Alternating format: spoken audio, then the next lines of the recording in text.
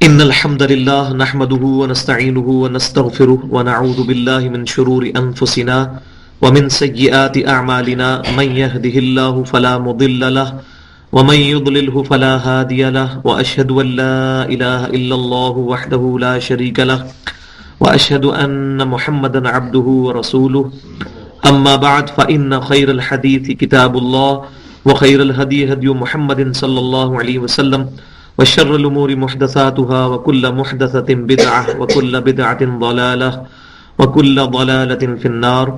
أعوذ بالله السميع العليم من الشيطان الرجيم من همزه ونفخه ونفثه. بسم الله الرحمن الرحيم.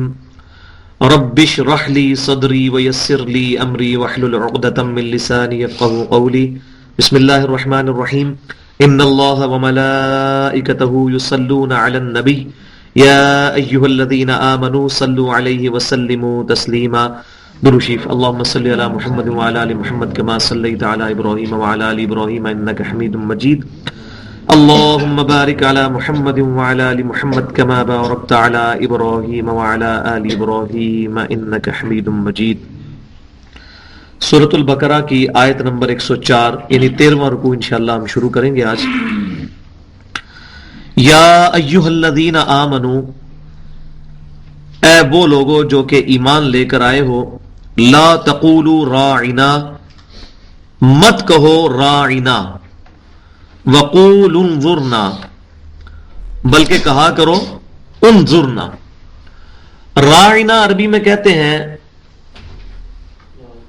نبی صلی اللہ علیہ وآلہ وسلم جب کبھی کوئی بات ارشاد فرمایا کرتے تھے صحابہ کرام علیہم رضوان سے، ان کو بات سمجھ نہیں آتی تھی تو وہ کہتے تھے راعنا یا رسول اللہ صلی اللہ علیہ وسلم، اے اللہ کے رسول صلی اللہ علیہ وسلم ہماری رعایت فرمائیے، یعنی بات کو دوبارہ آپ ریپیٹ کریں تاکہ ہمیں بات سمجھ آ جائے.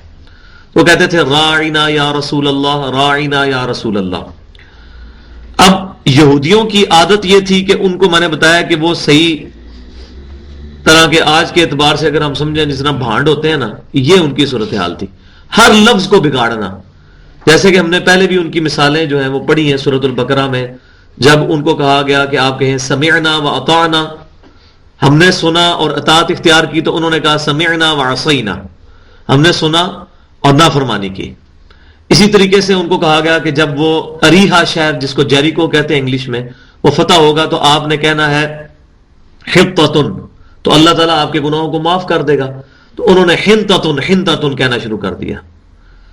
تو اب یہ تیسری مثال ان کی آ رہی ہے کہ یہودی جو ہیں وہ نبی صلی اللہ علیہ وسلم کو اذیت دینے کے لیے اس کو بگاڑا کرتے تھے، اور کیا کہتے تھے؟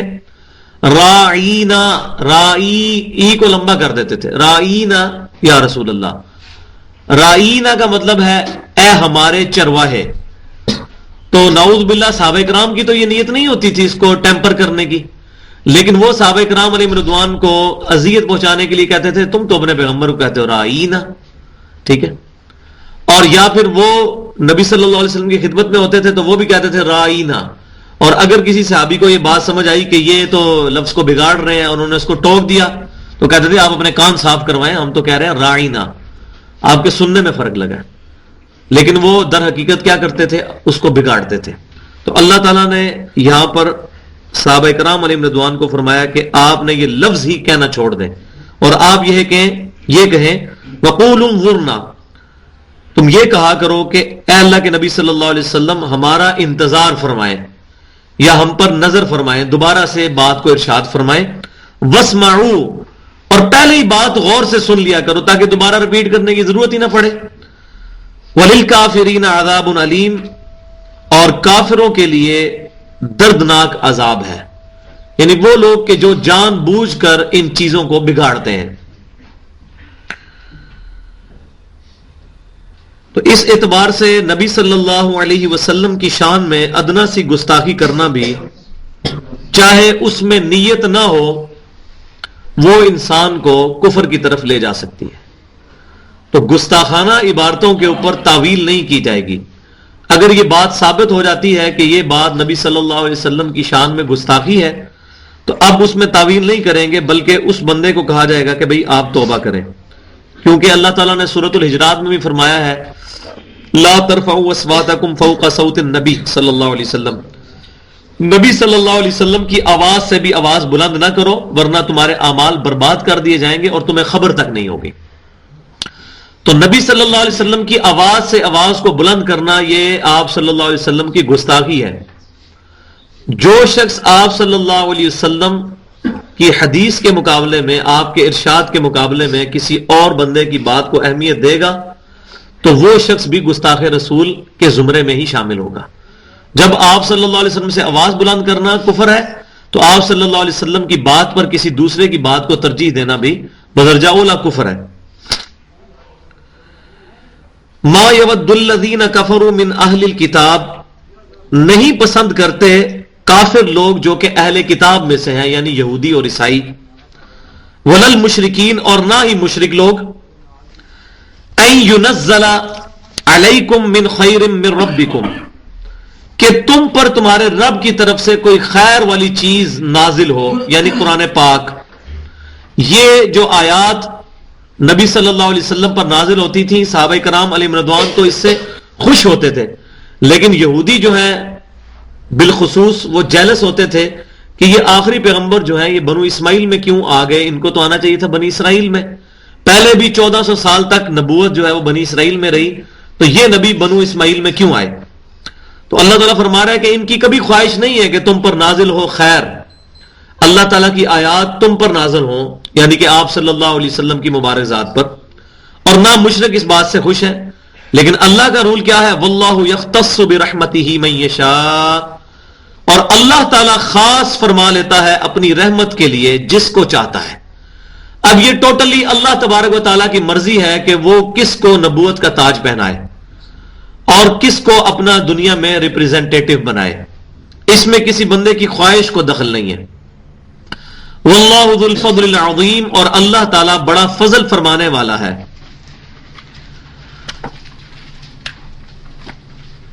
اب 106 نمبر جو آیت آنے لگی ہے یہ قرآن پاک کی چند اہم ترین آیات میں سے ہیں، بلکہ اگر میں کہوں کہ بہت زیادہ اہم ترین آیات میں سے، کیونکہ اس میں قرآن پاک کا جو ایک اسلوب ہے اس کو ڈسکس کیا گیا ناسخ و منسوخ کے حوالے سے۔ ایک تو ناسخ و منسوخ وہ ہے کہ جو پرانی شریعتوں اور شریعت محمدی صلی اللہ علیہ وسلم میں ہوا، جیسا کہ یہودیوں کے لیے جو ہے وہ اونٹ کا گوشت نہیں کھاتے تھے، ہمارے لیے اونٹ کا گوشت کھانے کی اجازت دے دی گئی۔ اسی طریقے سے یہود و نصارہ کے لیے یہ تھا کہ وہ اپنے جو ٹیمپلز تھے، ان کے جو گرجے بنے ہوئے تھے، کلیسا، ان سے باہر نماز نہیں پڑھ سکتے تھے، لیکن نبی صلی اللہ علیہ وسلم کے لیے پوری زمین کو پاک کر دیا گیا، اور آپ صلی اللہ علیہ وسلم کو جو 5 بخاری کی حدیث کے مطابق اور مسلم شریف کی حدیث کے مطابق 6 ایسی خصوصیات دی گئیں جو کسی اور نبی کو نہیں دی گئیں۔ ان میں سے ایک خصوصیت یہ ہے کہ آپ صلی اللہ علیہ وسلم کی امت کے لیے پوری زمین کو پاک کر دیا گیا، جو چاہے جہاں پر چاہے نماز ادا کر سکتا ہے۔ تو ایک تو ناسخ و منسوخ اس اعتبار سے چل رہا ہے، اور دوسرا ناسخ و منسوخ وہ ہے جو قرآن پاک کے اندر موجود ہے۔ قرآن پاک میں بھی ایسی آیات موجود ہیں کہ جن کی تلاوت تو ابھی قرآن میں باقی ہے لیکن ان کا حکم باقی نہیں رہا، ان آیات کو منسوخ کر دیا گیا، جن میں سے شاہ ولی اللہ دہلوی رحمۃ اللہ علیہ نے اپنی شورى آفاق تصنیف جو ہے الفوز الکبیر، جس میں انہوں نے قرآن پاک کی تفسیر کے اصول بیان کیے ہیں، اس میں انہوں نے 5 آیات کا تو ذکر کیا ہے کہ یہ آیات قرآن پاک کی منسوخ ہیں اور ان آیات کو ان آیات نے منسوخ کیا۔ اس کی ڈیٹیل میں جانے کی ضرورت نہیں ہے، باقی لوگوں کے نزدیک بہت زیادہ ہے، لیکن جو یونانیمسلی ایگریڈ ہیں وہ یہ 5 ہیں۔ ان میں سے ایک میں مثال کے لیے بتاتا ہوں آپ کو کہ جو اللہ تبارک و تعالیٰ نے قرآن پاک میں اس چیز کا حکم فرمایا کہ جب بھی کوئی شخص مرنے لگے تو مرنے سے پہلے وہ وصیت لکھوا دے اپنے گھر والوں کے لیے کہ اس کے مرنے کے بعد کتنا مال اس کے بچوں کو دیا جائے گا، کتنا اس کے ماں باپ کو، کتنا بیوی کو، اس طریقے سے۔ یہ سورۃ البقرہ میں ذکر آئے گا اس کا۔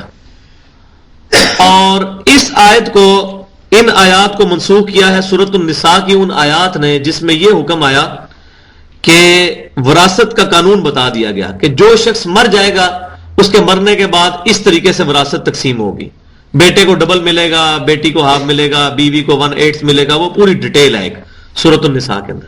تو جب وہ آیات نازل ہوئی تو اس سے جو آیت وصیت تھی، جو وصیت والی آیات تھی، وہ منسوخ ہو گئی، لیکن دونوں کی تلاوت ابھی قرآن میں موجود ہے. تو اب اس چیز کو ایڈریس کیا جا رہا ہے، ما ننسخ من آیت او ننسها نأتی بخیر منہا، ہم جو بھی آیت منسوخ کر دیتے ہیں یا اس آیت کو بھلا دیتے ہیں، یعنی نبی صلی اللہ علیہ وسلم کو کوئی آیت دی گئی اور پھر آپ صلی اللہ علیہ وسلم کو بھلا دی گئی یا آیت منسوخ کر دی گئی، نأتی بخیر منہا او مثلہا، تو ہم اس سے بہتر لے آئیں گے یا اس کی مثل لے آئیں گے. اب اس معاملے میں کہ اس کے بہتر لے آئیں گے یا مثل لے آئیں گے، تو اب اس میں دو چیزیں ہو سکتی ہیں. ایک تو یہ ہے کہ اس سے بہتر یا اس کے مثل آیت لے آئیں گے اور وہ قرآن پاک میں موجود ہوگی، یا اللہ تعالیٰ کا حکم آ جائے گا. اور ظاہر ہے کہ حکم کے مین دو سورس ہیں، قرآن اور سنت. جیسا کہ رجم کی جو آیات ہیں، اس کے بارے میں آج کل بڑا فتنہ کھڑا ہے، کیا ہوا ہے منکرین حدیث نے. وہ کہتے ہیں جی قرآن پاک میں زانی اور زانیہ کی جو سزا آئی ہے وہ 100 کوڑے ہیں سورۃ النور کے اندر، اور یہ جو رجم کی سزا آئی ہے صحیح بخاری اور مسلم کے اندر، یہ قرآن پاک سے ٹکراتی ہے، کیونکہ قرآن پاک میں تو ہے کہ جو زنا کرے گا اس کو 100 کوڑے لگائے جائیں گے. قرآن پاک اس چیز کی تفریق نہیں کرتا کہ وہ شادی شدہ مرد ہے یا غیر شادی شدہ. لیکن حدیث شریف میں یہ ڈیٹیل آتی ہے کہ جو شادی شدہ ہے اس کو سنسار کیا جائے گا، یعنی زمین میں گاڑ کے اس کو پتھر مار کے ہلاک کیا جائے گا. اس لیے کہ اس کی اس سزا کی سختی اس لیے بھی جسٹیفائی ہے کہ وہ شخص شادی شدہ ہے، اس کے پاس حلال راستہ موجود تھا اپنی شہوت کی تسکین کا، لیکن اس نے جان بوجھ کر حرام کو اختیار کیا. جبکہ دوسری طرف جو غیر شادی شدہ ہے اس کے لیے سزا یہ ہے کہ اس کو 100 کوڑے لگائے جائیں گے. اور 100 کوڑے بھی کوئی چھوٹی سزا نہیں، اس میں بعض کا ڈیتھ بھی ہو جاتی ہے اگر یہ فزیکلی اس کو پریکٹس کیا جائے اس سزا کو. تو منکرین حدیث کا یہ کہنا ہے کہ قرآن پاک میں تو 100 کوڑوں کا ذکر ہے، رجم کی سزا کا ذکر ہی نہیں ہے. تو رجم کی جو آیات ہیں وہ صحیح بخاری اور مسلم میں موجود ہے کہ وہ آیات نبی صلی اللہ علیہ وسلم پر نازل کی گئیں اور اس کے بعد آپ صلی اللہ علیہ وسلم کو بھلا دی گئیں، ان کی تلاوت جو ہے وہ منسوخ کر دی گئی، ان کو مصحف میں بھی شامل نہیں کیا گیا. اور یہ جو مسئلہ ہے اس سے قرآن پاک کی حفاظت میں فرق نہیں آتا.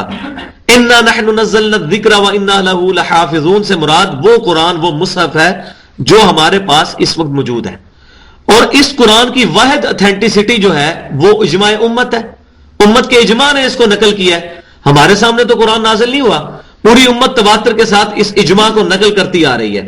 اچھا، اب امت کا ہی اجماع اس بات پہ کہ رجم کی آیات تھیں، لیکن اب وہ مصحف میں موجود نہیں ہے، وہ اللہ تعالیٰ کی مرضی سے ہی اس مصحف میں موجود نہیں ہے. وہ نبی صلی اللہ علیہ وسلم کو بھلا دی گئی یا ان کو منسوخ کر دیا گیا، ان کی تلاوت بھی پھر منسوخ کر دی گئی. کیونکہ اہل سنت کہلوانے والے تینوں گروہ ہمارے سب کانٹیننٹ میں، بریلوی، دیوبندی اور اہل حدیث، اور اہل جو تشیع ہیں حسن عشری جو کہلاتے ہیں، وہ بھی اس پر متفق ہیں کہ شادی شدہ جو ہے زانی، اس کی سزا جو ہے رجم ہے. جب مسلمانوں کے دونوں بڑے گروہ جو مسلمان ہونے کا اور حق میں ہونے کا دعویٰ کرتے ہیں، شیعہ اور سنی، اس پر یونینیمسلی ایگریڈ ہے، لہذا اب یہ اتفاقی مسئلہ ہو گیا، اجماعی مسئلہ ہو گیا. اس میں اس چکر میں پڑھنے کی ضرورت نہیں ہے کہ یہ ایسا مسئلہ ہے جس میں امت میں کوئی اختلاف پایا جاتا ہے. تو یہ اجماع کا مسئلہ ہے. باقی اس کی ڈیٹیل انشاءاللہ کبھی میں موقع ملا تو میں ڈیٹیل کے ساتھ عرض کروں گا. فی الوقت اتنی ہی تشریح اس کی کافی ہے. تو اللہ تعالیٰ فرما رہا ہے ہم کوئی آیت منسوخ کر دیں یا بھلا دیں تو اس سے بہتر لے آئیں گے. بہتر یہ نہیں کہا کہ بہتر آیات لے آئیں گے یا اس کی مثل لے آئیں گے. آیت بھی ہو سکتی ہے، اللہ کا حکم بھی ہو سکتا ہے، اور حکم کے دو سورس ہیں، قرآن اور سنت. جیسے کہ نماز کا حکم قرآن میں آیا ہے لیکن اس کا طریقہ جو ہے وہ سنت کے ذریعے بتایا گیا ہے. اور ظاہر نبی صلی اللہ علیہ وسلم نے خود تو فیبریکیٹ نہیں کی نماز، اللہ تعالیٰ نے وحی کے ذریعے آپ صلی اللہ علیہ وسلم کو بتائی ہے. تو وحی کی دو قسمیں ہیں، اس پہ امت متفق ہے. ایک وحی مطلوع ہے جس کی تلاوت کی جاتی وہ قرآن، اور ایک وحی غیر مطلوع ہے جس کی تلاوت نہیں کی جاتی، لیکن وہ بھی نبی صلی اللہ علیہ وسلم کو وحی خفی کی شکل میں سنت کی فارم میں جو ہے عطا فرمائی گئی ہے. الم تعلم ان اللہ علی کل شیء قدیر، کیا تمہیں اس بات کا علم نہیں ہے کہ اللہ تعالیٰ ہر چیز پر قدرت رکھتا ہے. یہ بڑی کنکلوڈنگ جو فیکٹر ہے اس میں علی کل شیء قدیر، یعنی اللہ تعالیٰ اس چیز پہ قدرت رکھتا ہے کہ وہ اپنی کسی آیت کو منسوخ کر دے یا اس آیت کو بلا کر اس کی جگہ کوئی اور آیت لے۔ اللہ تبارک و تعالیٰ جو ہے وہ کسی چیز کا بھی پابند نہیں ہے، یہ اللہ تبارک و تعالیٰ کی مرضی ہے، وہ جو مرضی کرے۔ تو اگر پچھلی شریعتوں میں یہود و نصارہ کی شریعتوں کے اندر کوئی چیزیں حرام تھی اور اس امت کے لیے حلال ہوئی، جیسا کہ مال غنیمت پچھلی امتوں کے لیے حرام تھا، اس امت کے لیے حلال کیا گیا، یا اس طریقے سے پہلی امتوں کے لیے کوئی چیز حلال تھی اور اس امت کے لیے حرام کی گئی، جیسا کہ سجدہ تعظیمی پہلی امتوں کے لیے حلال تھا، اس امت میں حرام کیا گیا، تو یہ ٹوٹلی اللہ تعالیٰ کی اتھارٹی ہے کہ وہ جو چاہے مرضی کرے۔ تو اصل میں یہ جو سوشل ایوولوشن ہوئی ہے انسان کی، انسان نے وقت کے ساتھ ساتھ چیزیں سیکھی ہیں، اس اعتبار سے احکامات کے اندر بھی نرمی آئی ہے، اور اللہ تبارک و تعالیٰ نے پچھلی شریعتوں سے آسان جو معاملات ہیں وہ ہمیں عطا فرمائے ہیں، جس میں سب سے بڑی میں نے مثال بتائی ہے کہ ہم دنیا کے کسی بھی حصے میں قرآن پاک نماز پڑھ سکتے ہیں۔ اور یہاں یہ بات بھی ضمناً یاد رکھیں کہ جو شریعت کا بلو پرنٹ ہے، جو شریعت کا خاکہ ہے ابتدائی، وہ سورہ بقرہ میں کور ہو رہا ہے۔ ہم دیکھیں کتنے احکامات جو ہیں یہ اب شروع ہوں گے جب یہ مکمل ہوگا ہمارا یہ بنی اسرائیل والا سلسلہ 14ویں رکوع پہ جا کے، 14 رکوع جب مکمل ہوں گے اس کے بعد پھر اس کا جو فائنل جو کنکلوژن ہوا ہے وہ سورۃ المائدہ کے اندر جا کے ہوا ہے، اس میں تفصیلی احکامات آئے ہیں، اور پھر اسی میں وہ آیت بھی نازل ہوئی ہے، الیوم اکملت لکم دینکم واتممت علیکم نعمتی، آج کے دن ہم نے تمہارے لیے تمہارا دین مکمل کر دیا اور تم پر اپنی نعمت تمام کر دی، اور تمہارے لیے اسلام کو ایز اے دین ایکسپٹ کر لیا، اس کو پسند کر لیا۔ الم تعلم ان اللہ لہ ملک السماوات والارض، کیا تم یہ نہیں جانتے کہ بے شک اللہ تعالی ہی کے لیے ہے بادشاہی آسمانوں کی اور زمین کی۔ وما لکم من دون اللہ من ولی ولا نصیر، اور اللہ کے علاوہ نہ تو کوئی تمہارا مددگار ہے اور نہ ہی تمہارا کوئی دوست ہے۔ ولی دوست کے لیے بھی استعمال ہوتا ہے، مددگار کے لیے، اور نصیر جو ہے یہ مددگار کے لیے، یعنی حقیقی دوست اور حقیقی مددگار اللہ ہے۔ ہاں اللہ تعالیٰ، انسان اللہ تعالیٰ کے ریفرنس سے کسی کے ساتھ دوستی رکھ سکتا ہے، جیسے صحیح بخاری اور مسلم کی متفق علیہ حدیث ہے کہ مومن کی 3 نشانیاں ہیں، اس نے ایمان کی حلاوت چکھ لی، یہ کتاب الایمان چیپٹر میں، جس میں 3 نشانیاں موجود ہوں گی۔ نمبر 1، اللہ اور اس کا رسول اس کو سب سے بڑھ کر محبوب ہوں صلی اللہ علیہ وسلم، سب لوگوں میں بڑھ کے۔ دوسری چیز، دوستی بھی اللہ کے لیے اور دشمنی بھی اللہ کے لیے، یہ وہی چیز آ رہی ہے کہ اللہ کے علاوہ نہ کوئی دوست نہ کوئی مددگار، لیکن اللہ کے ریفرنس سے ہو سکتا ہے۔ اور تیسری چیز فرمائی کہ کفر کی طرف لوٹنا اتنا ہی مشکل ہو جتنا زندہ آگ میں جلایا جانا، انسان آگ میں جلنے کے لیے تیار ہو جائے، کبھی ایسا موقع آئے لیکن دین نہ چھوڑے۔ ام تريدون ان تسألوا رسولکم کما سئل موسیٰ من قبل، اے مسلمانوں کیا تم یہ چاہتے ہو کہ اپنے رسول سے ویسے سوال پوچھو جیسا کہ موسیٰ علیہ السلام سے پہلے پوچھے گئے تھے؟ اب موسیٰ علیہ السلام کو تنگ کرنے کے لیے کیسے کیسے کوسچن پوچھے جاتے تھے۔ ایک تو ان کو یہاں تک ڈیمانڈ کی گئی کہ ہم اللہ تعالیٰ کو سامنے دیکھنا چاہتے ہیں، تو پھر بجلی کی کڑک نے ان کو آ گھیرا اور وہ وہیں پر ہلاک ہوئے، پھر اللہ تعالیٰ نے ان کو دوبارہ زندگی دی اور ان کی توبہ کو قبول کیا۔ تو یہ مسلمانوں کو کہا جا رہا ہے کہ نبی صلی اللہ علیہ وسلم کے ساتھ کوئی ٹھٹا مذاق والا معاملہ نہ کرو، یہ اسی کانٹیکسٹ میں چل رہا ہے، اس میں کافی ڈیٹیل بھی موجود ہے لیکن اس کی ضرورت نہیں ہے۔ وَمَن يَتَبَدَّلِ الْكُفْرَ بِالْإِيمَانِ، اور جو کوئی بدل لیتا ہے کفر کو ایمان سے، ایمان دے کے کفر لے لیتا ہے، فقد ضل سواء السبیل، تو بے شک وہ بھٹک گیا سیدھے راستے سے۔ یعنی جس شخص نے بھی نبی صلی اللہ علیہ وسلم کے ساتھ جو دین کے معاملات ہیں اس میں مذاق کیا یا آپ صلی اللہ علیہ وسلم کو تنگ کرنے کے لیے کوسچنز کیے، مقصد سیکھنا نہیں ہے بلکہ ٹانٹ کرنا ہے، یہ کافی ڈیٹیل آگے آئے گی قرآن پاک میں کہ ایسا کیا جاتا تھا، تو مسلمانوں کو کہا جا رہا ہے کہ آپ اس اسلوب سے بچیں۔ اور کافر کیا کہتے تھے، یہ نبی معجزے کیوں نہیں دکھاتا جس طرح کے معجزے عیسیٰ علیہ السلام کو دیے گئے، موسیٰ علیہ السلام کو دیے گئے، یہ ہمیں پڑھ پڑھ کے سناتا ہے تو اس طرح کے معجزے اس نبی کو کیوں نہیں دیے گئے؟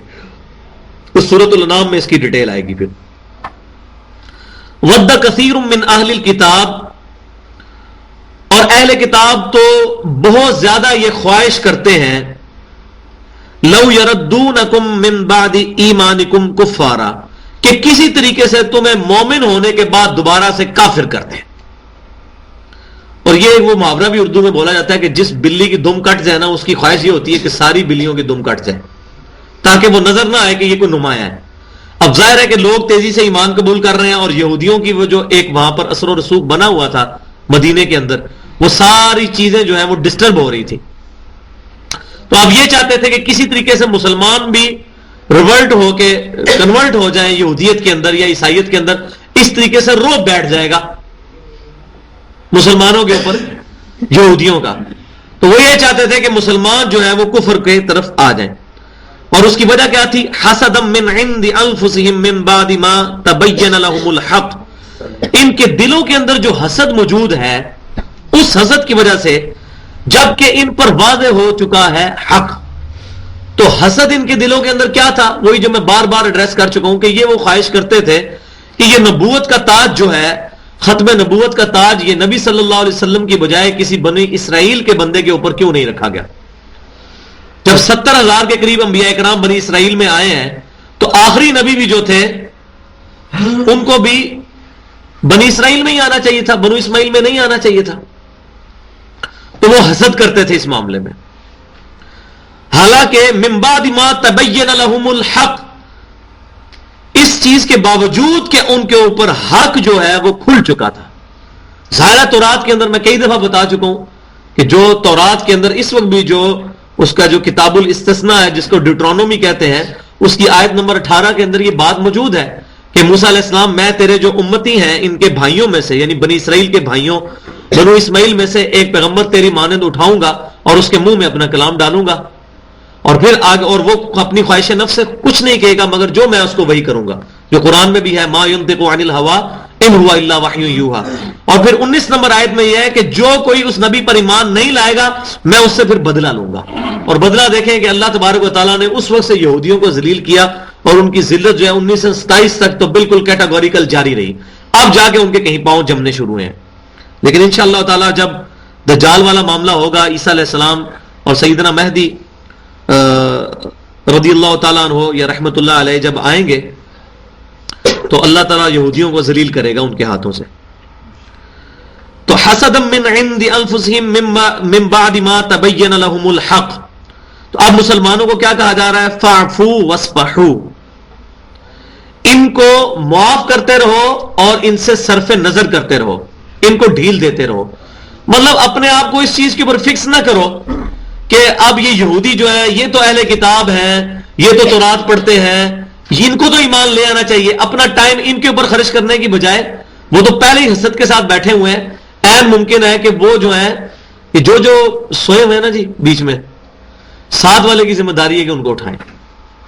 واللہ یہ بہت بڑی بدقسمتی ہے کہ ہم یہاں ہیں اور یہاں پہ سوئے رہے ہیں.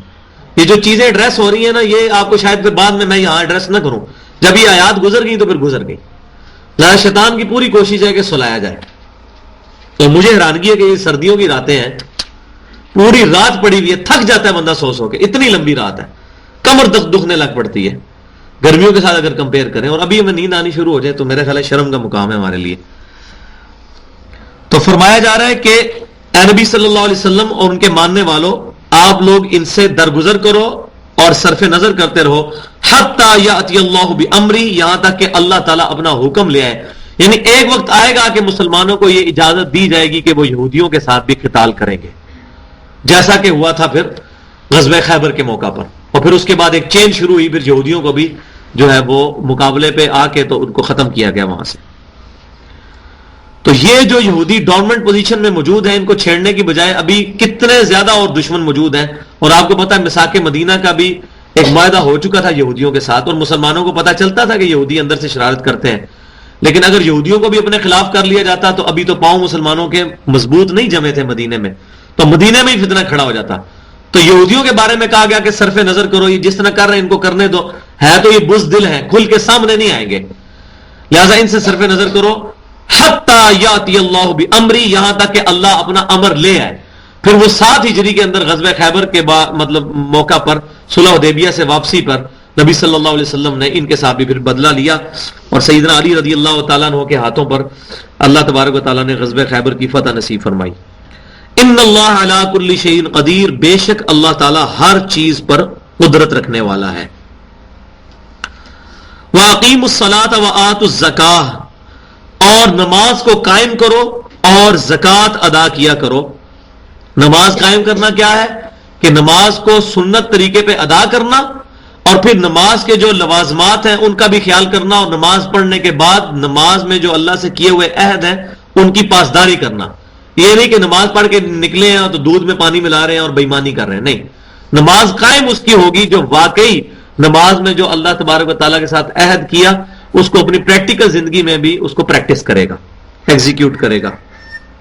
ان اللہ بما تعملون بصیر، اور وہ سب سے بڑی اس میں بات کیا ہے کہ بے شک اللہ تعالی کے علم میں ہے،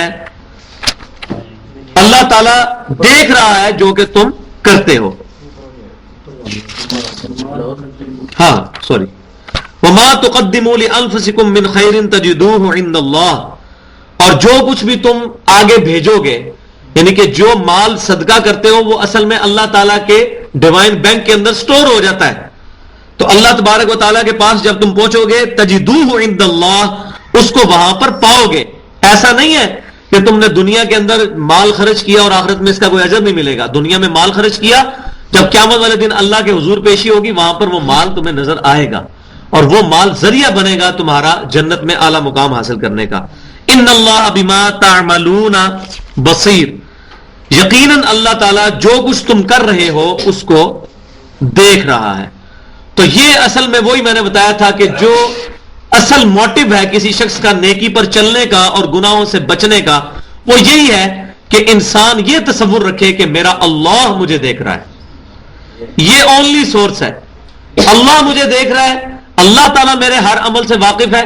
یہی وہ ذریعہ ہے جس کے ذریعے ہم گناہوں سے بچ سکتے ہیں اور نیکیوں پر ہماری استقامت ہو سکتی ہے. اسی لیے اللہ تبارک و تعالیٰ نے سورۃ البقرہ کے شروع میں وَبِالْآخِرَةِ هُمْ يُوقِنُونَ، آخرت پر یقین کے بارے میں، باقی چیزوں پر ایمان اور آخرت کے بارے میں فرمایا کہ یقین رکھتے ہیں آخرت کے اوپر. وعلیکم السلام. اب 7واں یونیورسل ٹروتھ آنے لگا ہے، اور خوش نصیب ہیں وہ لوگ، میں ان کو مبارکباد دیتا ہوں کہ جنہوں نے یہ 7 کے ساتھ یونیورسل ٹروتھ یہاں پر سیکھے ہیں. جو بیچ میں کلاسوں میں نہیں آ سکے وہ ان کی چیزیں رہ گئی. اب اس کا وہ فائنل یونیورسل ٹروتھ 7واں آنے لگا ہے. اس سے پہلے 6 یونیورسل ٹروتھ آ چکے ہیں. بنی اسرائیل کے اللہ تعالیٰ نے واقعات بیان فرمانے کے بعد ہر واقعے کے اینڈ پہ کنکلوڈ کرتے ہوئے ارشاد فرمایا کہ اب یہ یونیورسل ٹروتھ ہے اللہ کے مارل لاز کا. تو اب ایک اور آنے لگا یونیورسل ٹروتھ. اس سے پہلے اس کی تمہید، وَقَالُوا لَن يَدْخُلُ الْجَنَّةَ إِلَّا مَنْ كَانَ هُودًا أَوْ نَصَارَىٰ، اور یہ یہودی اور عیسائی کہتے ہیں کہ کوئی بھی جنت میں نہیں داخل ہوگا جب تک کہ وہ یا یہودی ہو یا نصارہ میں سے ہو یا عیسائی ہو. اب آپ دیکھیں کہ آپس میں ان کی کتنی سخت دشمنی تھی، لیکن مسلمانوں کے خلاف یہ ایک ہوئے تھے. وہ آگے آتا ہے کہ اگلی آیات میں آئے گا کہ یہودی کہتے ہیں عیسائیوں کی کوئی بنیاد نہیں ہے، عیسائی کہتے ہیں یہودیوں کی کوئی بنیاد نہیں ہے، اور دونوں کتاب بھی پڑھتے ہیں.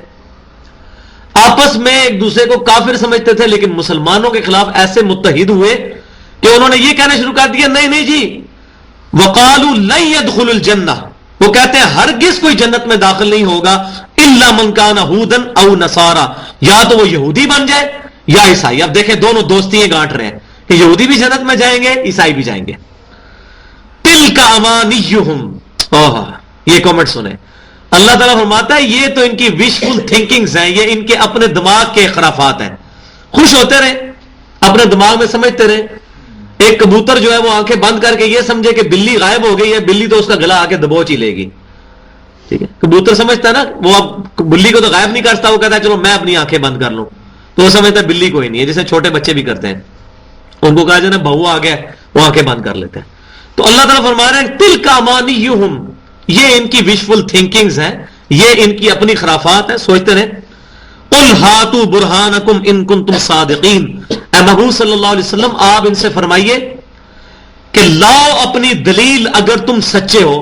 کہاں یہ لکھا ہوا ہے تورات میں اور کہاں لکھا ہوا ہے یہ انجیل کے اندر کہ جو یہودی یا عیسائی ہوگا وہی جنت میں جائے گا اور کوئی نہیں جنت میں جا سکتا. اور تورات اور انجیل کے اندر کیا لکھا ہے وہ ہم تھوڑا سا یہاں پڑھ چکے ہیں. جو سورہ بنی اسرائیل میں نے کہا تھا وہ 17 آیات آئیں گی, 10 کمانڈمنٹس, 10 احکامات اللہ تعالیٰ نے دیے تھے. اس میں پہلی بات وہی تھی وَقَضَىٰ رَبُّكَ أَلَّا تَعْبُدُوا إِلَّا إِيَّاهُ, اور تمہارے رب نے یہ بات طے کر دی تھی کہ مت پوجنا کسی کو مگر اللہ کو, ایک اسی کو.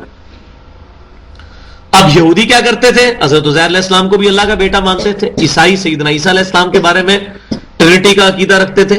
تو اصل میں تو وہ شرک کر رہے تھے اپنے رب کے ساتھ, اور پھر یہ بھی سمجھتے تھے کہ ہم ان نظریات کے ساتھ جنت میں جانا ہمارا حق ہے. تو اللہ تعالیٰ فرما رہا ہے ذرا دلیل پیش کرو نا, کہاں ہم نے تورات میں اور انجیل میں یہ بات لکھ کے دی تھی؟ ہم نے تو یہی بتایا تھا کسی گروہ میں ہونے سے, اب میں تھوڑی سی سخت بات کرنے لگوں, کسی گروہ میں ہونے سے کی مغفرت نہیں ہوگی. یہ آج ہم نے بھی اپنی شکل دیکھنی ہے. اگر کوئی شخص بریلوی بن جاتا ہے اور سمجھتا ہے کہ بریلوی جنت میں جائیں گے باقی سارے کافر ہیں, یا دیوبندی جنت میں جائیں گے باقی سارے فارغ دوست کی ہیں, یا اہل حدیث سمجھتا ہے کہ اہل حدیث جنت میں جائیں گے باقی سارے فارغ ہیں, یہ سیم مینٹلٹی آپ دیکھ لیں ادھر بھی چل رہی ہے. تو اللہ تبارک و تعالیٰ فرما رہا ہے کہ یہ کرائٹیریا نہیں ہے کہ کسی گروہ میں ہونے سے مغفرت ہو جائے گی. اب وہ یونیورسل ٹروتھ آنے لگا ہے کہ مغفرت کیسے ہوگی. بلا کیوں نہیں, من اسلم وجہہ للہ وہو محسن, جس نے بھی سر تسلیم خم کر دیا اللہ کے سامنے اور وہ مخلص نیک بھی ہوا. یہ کرائٹیریا ہے, کسی گروہ میں ہونا کرائٹیریا نہیں ہے. ایک بندہ مشرک ہے اور نبی صلی اللہ علیہ وسلم کا گستاخ ہے, چاہے وہ بریلوی ہے, دیوبندی ہے, اہل حدیث ہے, نجات نہیں ہوگی. اور ایک بندہ موحد ہے, نبی صلی اللہ علیہ وسلم کے علاوہ کسی کو اپنا امام نہیں مانتا, چاہے وہ پوری زندگی اپنے آپ کو بریلوی, دیوبندی, اہل حدیث کہتا رہے, کوئی فرق نہیں پڑتا, وہ جنت میں انشاءاللہ جائے گا. تو گروہوں میں ہونے سے مغفرت نہیں ہوگی. یہ یونیورسل ٹروتھ جو ہے, 7واں یونیورسل ٹروتھ, میں کہتا ہوں یہ پوری گفتگو کو کنکلوڈ کر رہا ہے کہ اصل مغفرت کس سے ہوگی, کہ جس شخص نے اللہ کے سامنے اپنے آپ کو جھکا دیا اور وہ مخلص اور نیک بھی ہوا, فَلَهُ أَجْرُهُ عِنْدَ رَبِّهِ, تو اس کے لیے ہے اس کے رب کے پاس اس کا اجر محفوظ ہو جائے گا. اصل کرائٹیریا یہ ہے. ان الدین عند اللہ الاسلام, the only acceptable religion in the sight of Allah is Islam. اسلام کیا ہے؟ to acquire peace by submitting your will to Allah subhanahu wa ta'ala. امن و سلامتی قیامت والے دن حاصل کرنا, امن میں آنا, اپنی رضا کو اپنے رب کے حوالے کرنے کے بعد. اسلام کے 2 معنی ہیں, ایک امن کا معنی بھی ہے اور امن اور سلامتی کا معنی ہے, اور دوسرا ہے سر تسلیم خم کرنا, کسی کے سامنے جو ہے اس کی مرضی کو مان لینا اور اپنے آپ کو اس کے سامنے جھکا دینا. تو یہ دونوں چیزیں شامل ہیں. تو یہ دیکھیں, جس نے اپنے آپ کو اللہ کے سامنے جھکا دیا اور وہ مخلص بھی ہوا تو اس کے رب کے پاس اس کا اجر محفوظ ہو گیا. اسلام جو ہے یہ ذریعہ ہے. آج ہمیں اسی پر فخر محسوس کرنا چاہیے. اور اللہ تبارک و تعالیٰ نے سورہ آل عمران کی 102 نمبر آیت کے اندر بالکل کلیئر کٹ مسلمانوں کو اس چیز کی تلقین کی ہے. اسی کانٹیکسٹ میں دیکھ لیں آپ. یا ایھا الذین آمنوا اتقوا اللہ حق تقاتی, اے ایمان والو اللہ کا تقوی اختیار کرو جیسا کہ حق ہے تقوی کرنے کا. ولا تموتن الا وانتم مسلمون, اور دیکھنا تمہیں موت ہرگز نہ آئے مگر اس حال میں کہ تم مسلمون ہو, سر تسلیم خم کرنے والے ہو, اپنے آپ کو اللہ کے سامنے جھکانے والے ہو, مسلمان ہو.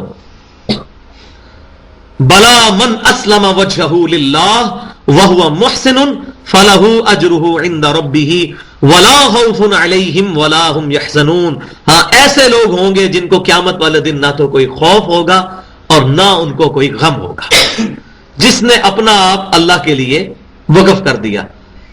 اور اس کا وہ ضربہ سلام جو ہے, جس کو میں کہتا ہوں ایپیکس, قرآن پاک میں ہر ٹاپک کا ایک ضربہ سلام ہے. اونٹ کی چوٹ جس طرح وہ کوہان ہوتی ہے نا, اس کو ضربہ سلام کہتے ہیں عربی میں. تو اونٹ میں سب سے اونچی اس کی کوہان ہوتی ہے. تو قرآن پاک میں بھی ہر چیز کی کوہان ہے. جیسے میں نے بتایا تھا کہ ہمارے ایمان کی کوہان جو ہے وہ قتال ہے, جس کو ایمینول کانٹ جو ہے فلسفی کے اندر اپنی کہتا ہے سمم بونم, ہائیسٹ گڈ آف اینی تھنگ. تو اسلام اور ایمان کا ہائیسٹ گڈ کیا ہے کہ انسان اپنی جان اپنے رب کے لیے قربان کرنے کے لیے تیار ہو جائے. جہاد کا اعلیٰ ترین درجہ قتال, اور نبی صلی اللہ علیہ وسلم نے اس کی خواہش کا بھی اظہار فرمایا بخاری اور مسلم میں کہ میری خواہش ہے کہ میں اللہ کی راہ میں مارا جاؤں، پھر زندہ کیا جاؤں، پھر مارا جاؤں، پھر زندہ کیا جاؤں، پھر مارا جاؤں. تو آپ صلی اللہ علیہ وسلم نے بھی اس خواہش کا اظہار کیا.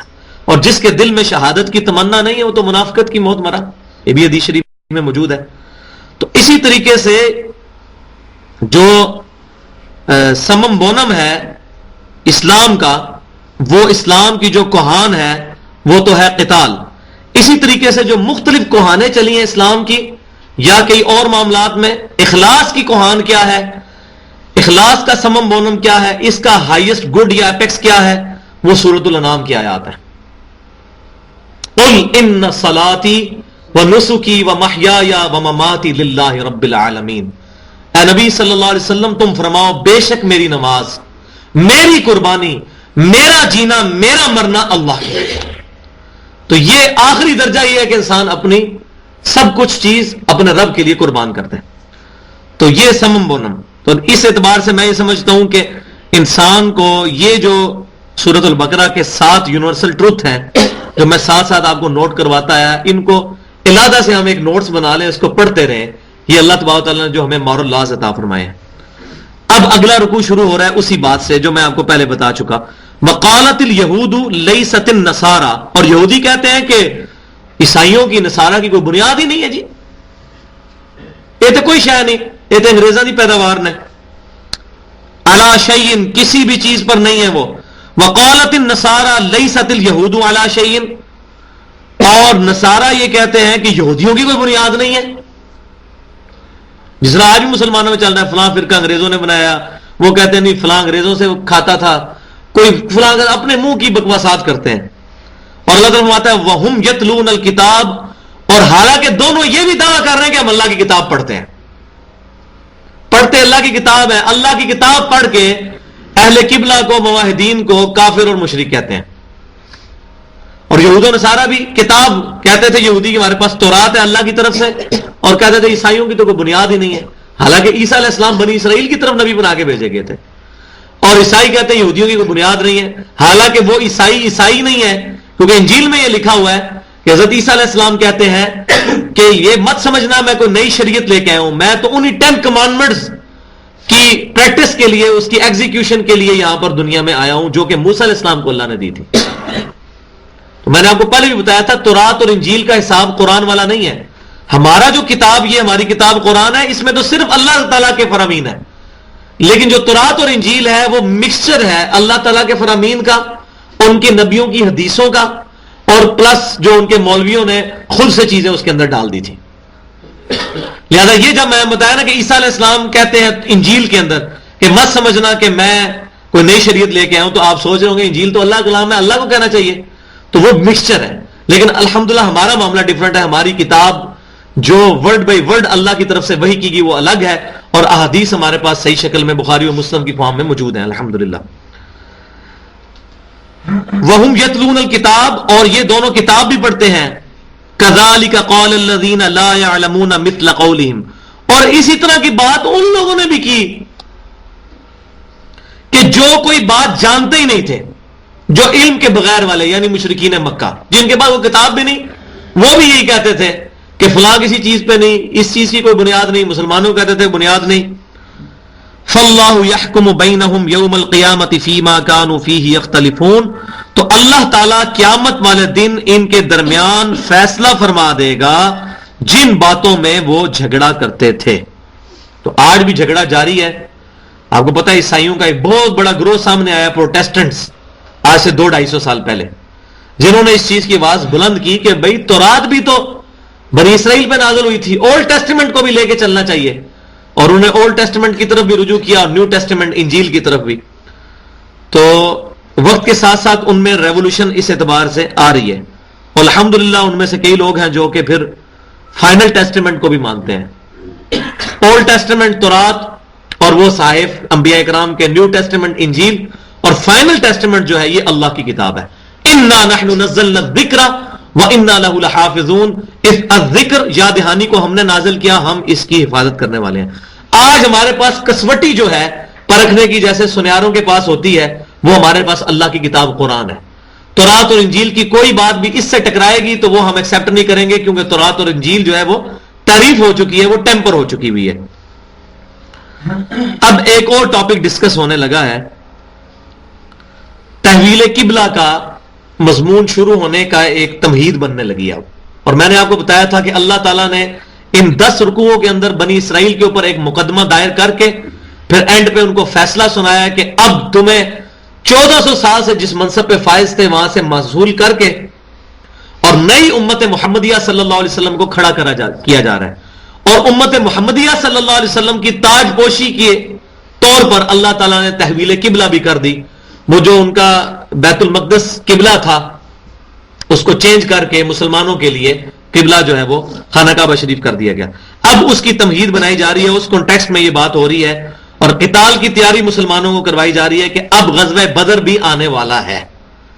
تو غزوہ بدر جو ہے حق اور باطل کے درمیان معرکہ ہونے والا تھا، اس سے پہلے سورۃ البقرہ کے اندر اس کی تیاری کروائی جا رہی ہے۔ مسلمانوں کو یہ جوش دلوایا جا رہا ہے کہ جن لوگوں نے اللہ کے گھر سے تمہیں نکالا ہے یہ تو بڑے ظالم لوگ ہیں۔ وَمَنْ أَظْلَمُ مِمَّنْ مَنَعَ مَسَاجِدَ اللَّهِ أَنْ يُذْكَرَ فِيهَا اسْمُهُ، اس سے بڑھ کر ظالم کون ہے جو کہ اللہ کی مسجدوں میں اللہ کا ذکر کرنے سے منع کر دے کہ وہاں پر اللہ کا نام لیا جائے۔ وَسَعَىٰ فِي خَرَابِهَا، اور اس چیز کی کوشش کرے کہ اللہ کے گھر ویران ہو جائیں۔ یہ کیا تھا مشرکین مکہ نے، مسلمانوں کو وہاں سے نکال دیا، کعبے میں نماز نہیں پڑھنے دیتے تھے، مسلمان مجبوراً ہجرت کر کے آگے۔ اولئک ما کان لهم ان يدخلوها الا خائفین، ان کے لیے تو مناسب نہیں تھا مگر یہ کہ وہ مسجدوں میں داخل ہوتے ڈرتے ہوئے، خود بھی اللہ کا خوف کرتے، مسجدوں میں اللہ کی یاد کرتے، اور جو لوگ اللہ کی یاد کرنے کے لیے مسجدوں میں آتے ہیں ان کو مت روکتے۔ تو اب یہاں بڑی تلخ بات میں کرنے لگا ہوں، ایک اسلام میں کوئی شخص بھی، چاہے وہ مولوی ہے، مسجد کی کمیٹی ہے، کسی بھی شخص کو مسجد میں نماز پڑھنے سے نہیں روک سکتی۔ یہ اکثر ہو جاتا ہے جناب، ہمارے جیل میں بھی آپ کو پتہ ہے، میں نام نہیں لینے کی کوشش کرتا کہ جی وہ فلاں گروپ کے بندے اس مسجد میں آئے تو ہمارے دروازے بند ہیں، ٹانگیں توڑ دیں گے، فلاں والے آئے تو ان کے لیے ٹانگیں توڑ دیں گے، کسی نے اونچی آمین کر دی اس کو مسجد سے باہر پھینک دیں گے، کسی نے رفع دین کے ساتھ نماز پڑھ لی اس کو مسجد سے باہر پھینک دیں گے۔ کوئی شخص اللہ کے بنائے ہوئے گھر سے کسی بندے کو نہیں نکال سکتا۔ اور اس سے تلخ بات یہ ہے کہ اللہ کے گھر میں کوئی بات قرآن و سنت کے دائرے کے اندر رہ کر کرے، اس کو مولوی روک نہیں سکتا کہ تو مسجد میں درس نہیں دے سکتا اس آیت کے تحت۔ اور یہ میں آپ کو چیلنج دینے لگوں، اس کے خلاف کوئی بات لے آئے، یہ قرآن پاک کی آیت ہے، اس کے خلاف کیا لے کے آئیں گے؟ وہ شیطان کی بات ہوگی۔ کسی مسجد میں 4 5 یا 8 10 15 20 لوگ بیٹھ کے قرآن پڑھتے ہیں یا درس و تدریس کا سلسلہ کرتے ہیں، مسجد کمیٹی، مسجد کا امام، کوئی ان کو اس کام کرنے سے روک نہیں سکتا، الا یہ کہ وہ ان کو انٹلیکچولی یہ بات علمی دلیل سے ثابت کر دیں کہ آپ قرآن و سنت کو چھوڑ کے اپنے بزرگوں کی تعلیمات یہاں دے رہے ہیں، وہ علیحدہ بات ہے۔ لیکن اگر قرآن پڑھا جا رہا ہے، صحیح بخاری صحیح مسلم پڑھی جا رہی ہے اور حق بات بیان کی جا رہی ہے، کوئی مولوی اتھارٹی نہیں رکھتا روکے۔ یہ تو ہمارا اب ایک سمجھے سوشل یا ایتھیکل بیریئر ہے کہ ہم لحاظ کرتے ہیں، اور اس وجہ سے ہم یہاں اب ادھر 70 80 بندے آ کے یہاں بیٹھ جاتے ہیں اتنے شہر کے دوسرے کونے میں مسجدیں چھوڑ کے، ورنہ اگر فتنہ کرنا ہو تو اس آیت کے تحت مسجد کے اندر درس کرنے سے کوئی نہیں روک سکتا۔ یہ کرنا بڑا آسان ہے، لیکن وہ حکمت عملی کے تحت، جیسے کہ بخاری اور مسلم میں حدیث موجود ہے، نبی صلی اللہ علیہ وسلم نے حتیم کو خانہ کعبے میں شامل نہیں کیا تھا، اس ڈر سے کہ لوگ نئے نئے اسلام کی طرف آئے تھے، اور حالانکہ ابراہیم علیہ السلام نے جو خانہ کعبہ تعمیر کیا تھا اس میں حتیم بھی شامل تھا۔ تو نبی صلی اللہ علیہ وسلم نے سیدہ عائشہ کو کہا کہ میری خواہش ہے، یہ بخاری اور مسلم میں، کہ میں حتیم کو خانہ کعبے میں داخل کر دوں، لیکن تیری قوم نئی نئی جو ہے جہالیت چھوڑ کے یہاں اس طرف آئی اسلام کی طرف، کہیں ایسا نہ ہو کہ وہ دوبارہ پھر اس چیز سے ان کی جہلیت کی جو رسومات ہیں یا ان کا جو اس میں جو خواہشات تھیں وہ بھڑک اٹھیں اور وہ اسلام کو چھوڑ دیں۔ تو آپ صلی اللہ علیہ وسلم نے حتیم کو باہر رہنے دیا، آج تک حتیم باہر ہی ہے، وہ جو چھوٹی سی دیوار بنی ہوئی ہے رکن یمانی اور حجر اسود والی دیوار کے بالکل اپوزٹ سائڈ پہ، باب الفتح اور باب العمرہ کے درمیان میں، اس کو حتیم کہتے ہیں۔ تو یہ فتنے سے بچنے کے لیے یہ ہے کہ فتنہ نہیں کھڑا کرنا چاہیے۔ لہم فی الدنیا خزی ولہم فی الآخرۃ عذاب عظیم، ایسے لوگوں کے لیے دنیا میں بھی ذلت ہے اور آخرت میں ان کے لیے بہت بڑا عذاب ہے. کن لوگوں کے لیے؟ جو مسجدوں میں اللہ کے ذکر سے روکتے ہیں. اور سب سے بڑا ذکر کیا ہے؟ پریکٹیکل ذکر، نماز اور درس و تدریس کے اعتبار سے قرآن پاک. انا نحن نزلنا الذکر وانا له لحافظون فذکر بالقرآن من یخاف وعید. اور اس قرآن کے ذریعے تبلیغ کرو جو اللہ کا خوف رکھتا ہے. تو قرآن کا درس دینے سے، سنت کا درس دینے سے، نماز پڑھنے سے کوئی مولوی، کوئی کمیٹی کسی بندے کو روک نہیں سکتی. یہ قرآن پاک کا واضح فیصلہ ہے. اب یہ ہمارے ایتھیکل بیریئرز ہیں، وہ علیحدہ بات ہے. وَلِلَّهِ الْمَشْرِقُ وَالْمَغْرِبُ. اب وہ تمہید جو ہے مزید آگے کی طرف رخ کرنے لگی ہے کہ اللہ ہی کے لیے ہے مشرق اور مغرب. یعنی اللہ تبارک و تعالی چاہے مشرق کی طرف منہ کرو یا مغرب کی طرف منہ کرو، آگے بھی آئے گا. یہ کوئی نیکی نہیں ہے کہ مشرق کی طرف ہی منہ کرنا ہے. یہ تو اللہ تبارک تعالیٰ نے یونٹی کے طور پہ مسلمانوں کو قبلہ عطا فرمایا ہے. ورنہ یہ نہیں ہے کہ جس طرف ہم کعبے کی طرف منہ کر کے نماز پڑھتے ہیں اللہ تعالیٰ اس رخ پہ موجود ہے. اللہ تعالیٰ تو اپنی شان کے لائق اپنے عرش پر مستوی ہے اور اپنے علم و قدرت کے اعتبار سے کائنات کے ذرے ذرے میں اس کا علم اس کو محیط کیے ہوئے ہے. اور آج میں ایک ٹیکنیکل بات بھی بتا دوں کہ جب نبی صلی اللہ علیہ وسلم سے صحیح بخاری میں صحیح مسلم میں حدیث موجود ہے انٹرنیشنل نمبرنگ کے مطابق 1199 نمبر حدیث جو ہے کتاب الصلاح چیپٹر میں، کہ وہ ایک لونڈی پیش کی گئی، ایک صحابی نے ان کو پیش کیا معاویہ بن حکم رضی اللہ تعالیٰ عنہ نے کہ میں اس کو آزاد کرنا چاہتا ہوں. تو نبی صلی اللہ علیہ وسلم نے اس کا انٹرویو لیا اور اس میں آپ صلی اللہ علیہ وسلم نے اس سے دو باتیں پوچھی. پہلی بات این اللہ، اللہ کہاں ہے؟ تو اس نے کہا کہ فی السماء، اللہ تعالیٰ آسمانوں میں ہے. پھر دوسری بات آپ صلی اللہ علیہ وسلم نے پوچھا کہ میں کون ہوں؟ تو اس نے پھر عرض کیا کہ آپ اللہ کے رسول ہیں صلی اللہ علیہ وسلم. تو پھر حضور صلی اللہ علیہ وسلم نے فرمایا کہ اس کو آزاد کر دو، کیا مؤمنۃ، یہ مومنہ ہے، انہا مؤمنۃ، یہ مومنہ ہے. تو اب جب ہم آسمان کی طرف اشارہ کرتے ہیں کہ اللہ تبارک و تعالی آسمانوں میں ہے، تو آسمان صرف اوپر نہیں ہے، آسمان تو ادھر بھی ہے، آسمان ادھر بھی ہے. اور آج ہمیں سائنٹیفک فیکٹ سے یہ بات پتہ چلی کہ یہ زمین ہے، اس کے چاروں طرف آسمان ہے. لہذا اگر کوئی انگلی سے یوں بھی اشارہ کرتا ہے تو اللہ وہاں بھی ہے، یوں اشارہ کرتا ہے تو اللہ وہاں بھی ہے، کیونکہ آسمان یہاں بھی ہے. زمین و آسمان آپ دیکھیں نا، چاروں طرف سے چھتری ہے نا آسمان کی، زمین کے. اس وقت جو امریکہ میں ہے بندہ، بالکل ہمارے قدموں کے نیچے امریکہ ہے.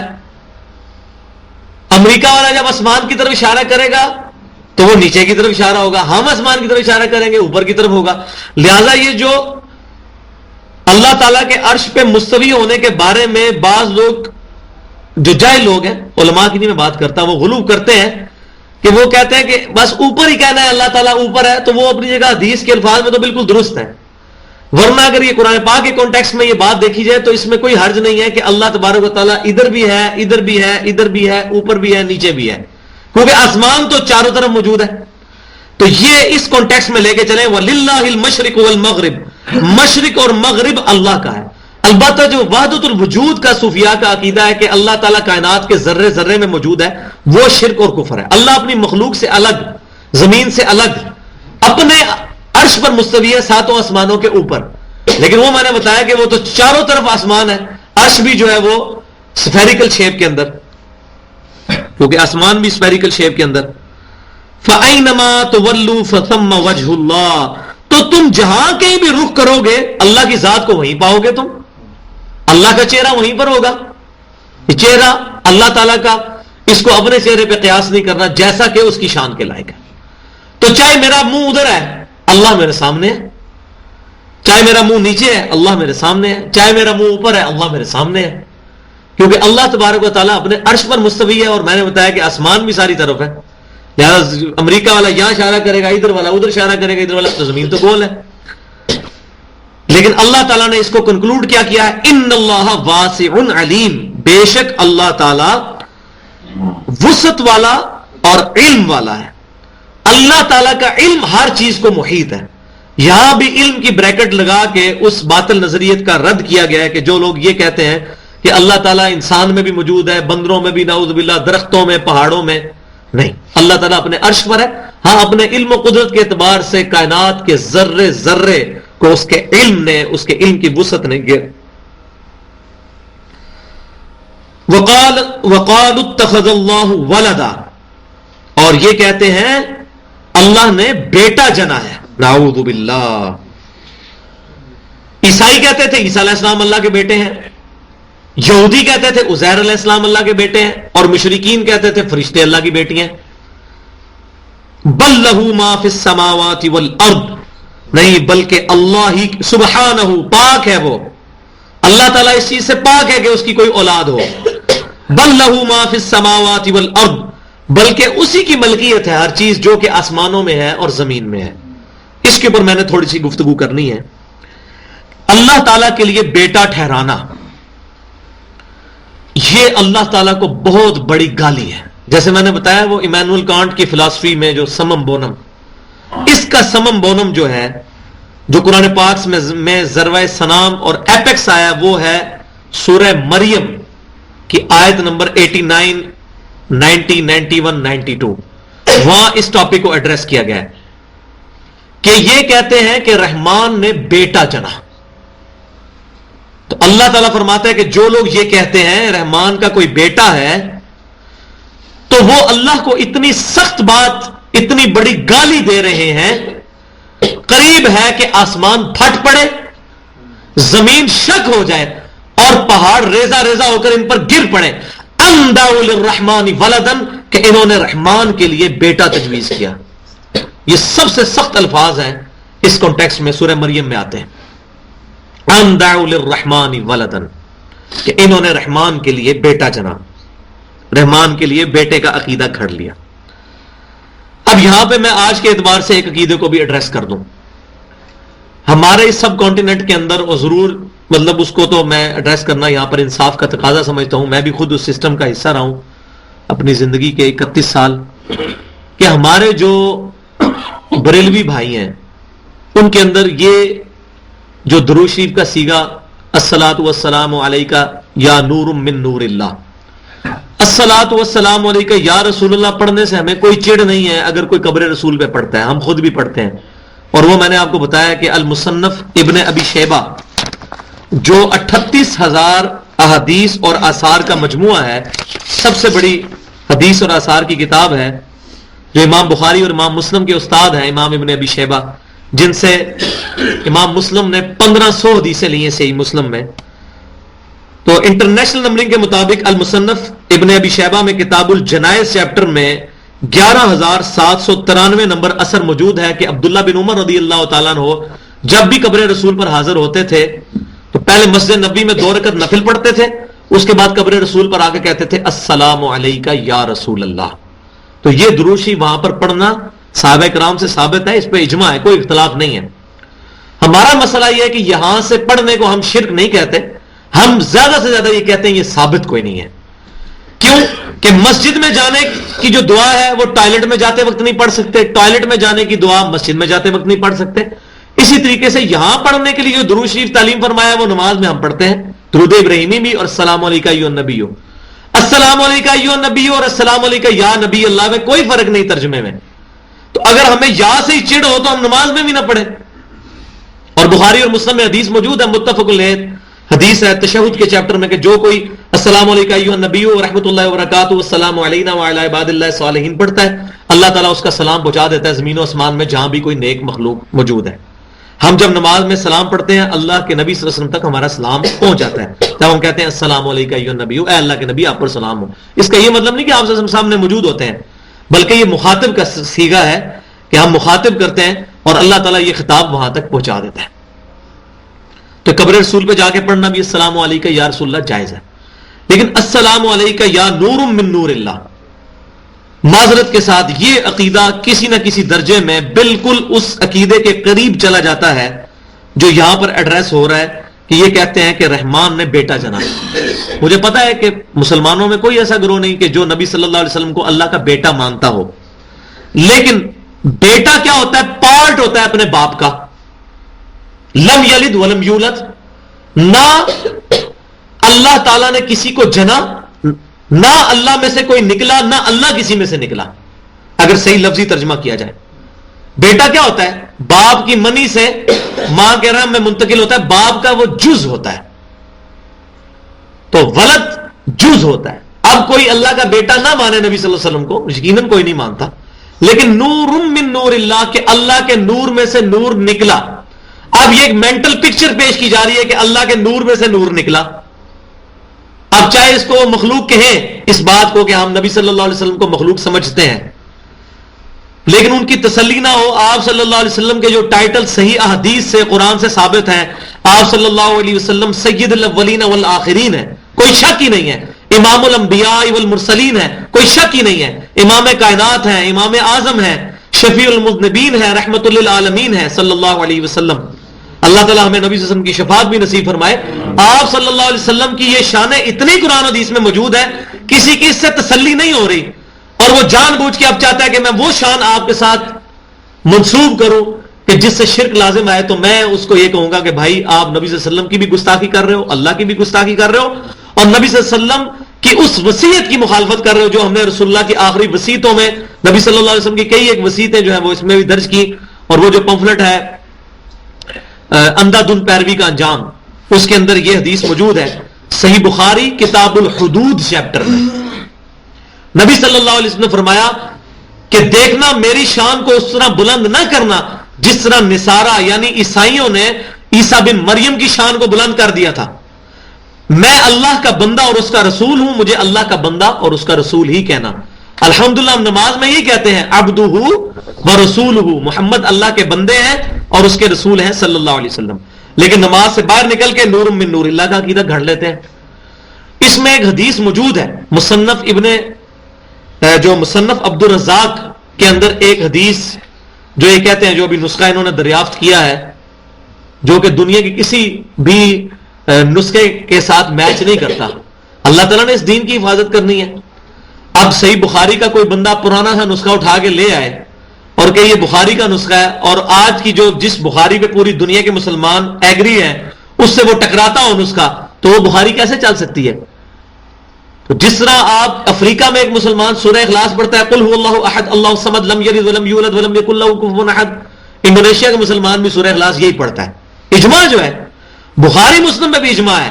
حدیث کی نمبرنگ میں اختلاف ہو سکتا ہے، کوئی بندہ لمبی حدیث کو 2 نمبر دے دے، کوئی 1 نمبر دے دے، لیکن بخاری کے جو 2 گتوں کے درمیان جو کچھ لکھا ہوا ہے، چاہے افریقہ کی بخاری ہے، پاکستان کی بخاری ہے، انڈیا کی ہے، بریلوی کی، دیوبندی کی، اہل حدیث کی، کس کی بھی ہے، نمبرنگ کا فرق ہو سکتا ہے، لیکن وہ حدیث جو بخاری میں موجود ہے وہ ساروں کی بخاری میں موجود ہوگی.